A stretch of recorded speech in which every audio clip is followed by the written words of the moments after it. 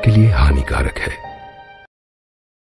এইটুকু একটা বাচ্চাকে তুমি এত দূরের একটা হোস্টেলে একা একা রেখে দেবে?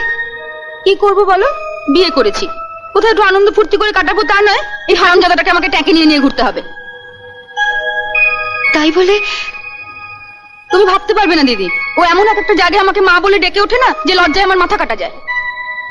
ও তোমাকে মা বলে ডাকলে তোমার লজ্জা করে? করবে না? দাও শনিটাকে রেখে আসি। আয় আয়, আমি একটু কথা বলবো অনু।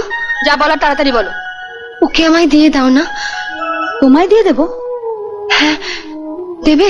ওকে কাঁধ থেকে নামাতে পারলে তুমি বেঁচে যেতাম, কিন্তু তোমাকে দেওয়া মানে তো এ বাড়িতেই থেকে যাবে। তারপর যখন তখন আমার ঘরে ঢুকে যার তার সামনে আমাকে মামা বলে ডেকে উঠবে। আমি যদি ওকে তোমার ঘরে যেতে না দিই? পারবে আটকে রাখতে? হ্যাঁ পারবো। ও আর কোনোদিন তোমাকে লোকের সামনে মা ডেকে অপদস্থ করবে না।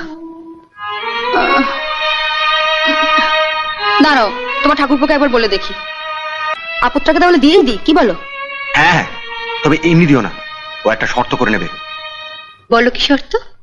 1, ও আমাকে মা বলে ডাকবে না। 2, আমার ঘরে ও একদম ঢুকবে না।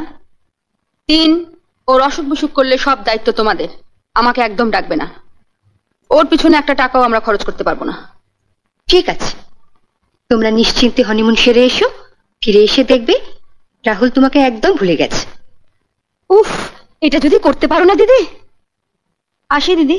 মেজো বৌদি বলে গেল তুমি নাকি রাহুলকে বরাবরের জন্য নিয়ে নিয়েছো। হ্যাঁ, বল তো রাহুল, আমি তোর কে হই? মা না না না না, বড় মা। না যা, আমরা তো গেলাম। ছেলেকে পেয়ে তুমি তো আমাকে আর ছোদ্দাকে ভুলেই যাবে।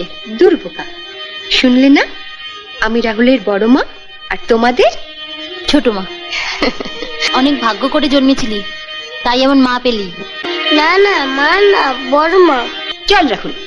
তুমি ওকে নিয়ে রান্নাঘরে ঢুকবে নাকি? হ্যাঁ, ওকে একদম কাছছাড়া করবো না, আঁচল দিয়ে বেঁধে রাখবো। তুমি একটু তোমার দাদাকে টেলিফোন করে দিও তো, যেন অফিস থেকে ফেরার পথে রাহুলের জন্য কয়েকটা খেলনা নিয়ে আসে।